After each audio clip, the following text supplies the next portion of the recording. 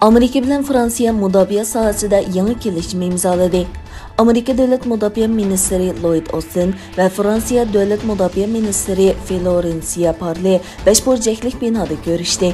İki minister Amerika-Fransiya alayda harakat sohasidagi hamkorlikni oshirish uchun yo'l xaritasiga imzo qo'ydi.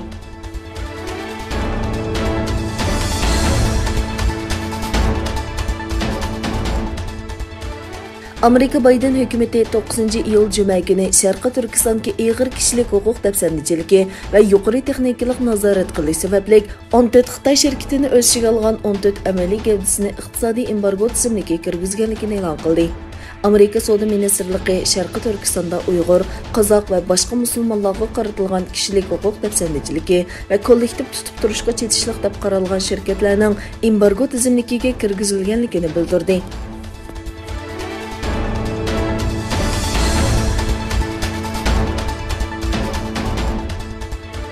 Iroqdagi Shia guruhi Shahid Jabinga qarashliq Azayib ahli haq harakati barliq Amerika askarlarini Iroqdan chiqarib etish uchun diplomatik qanunlarning tugaganligini bayon qilib, Shia qo'rg'onliq tashkilotlarining Amerikaga qarshi urushdan boshqa amali yo'qligini aytdi.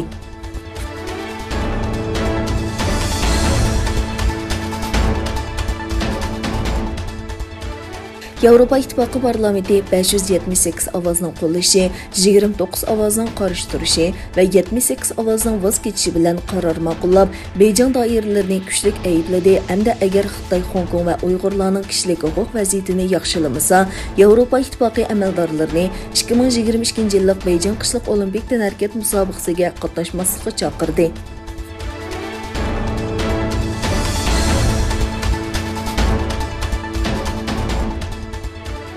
Saudiya Arabiston doiralari Qurbon hayitining 1-kunining 20 iyul seshanba kuni bo'ladiganligini e'lon qildi. Bayonotda Hijriy kalendarining 12-iyi bo'lgan Zulhijjaning 10-kuniga to'g'ri kelgan Qurbon hayitining 1-kunining 20 iyul seshanba kuni bo'ladiganligini bayon qildi.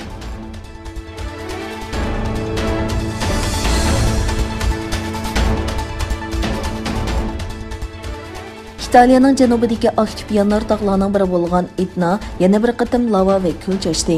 Egilanishicha, sharqiy janub qismidagi etilgan lava 1000 metrga yetgan. Yanar tog'da etilib chiqqan kul shamol ta'sirida janubga yo'tkalgan va qattiq yomg'ir bilan Kataniya shahrining ustiga yoqqan.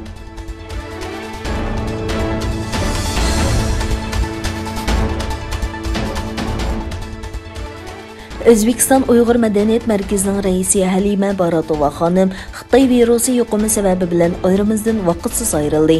Dünya Uyg'ur qurultiyining sobiq raisi Robiya Qodir xonim vatanparvar, ma'rifatparvar va san'atsuyar fidokor Uyg'ur qizi ھەلىمە Baratovaning vafoti munosabati bilan bayonot e'lon qilib, muhojiratdagi barliq Uyg'urlarga ta'ziya bildirdi.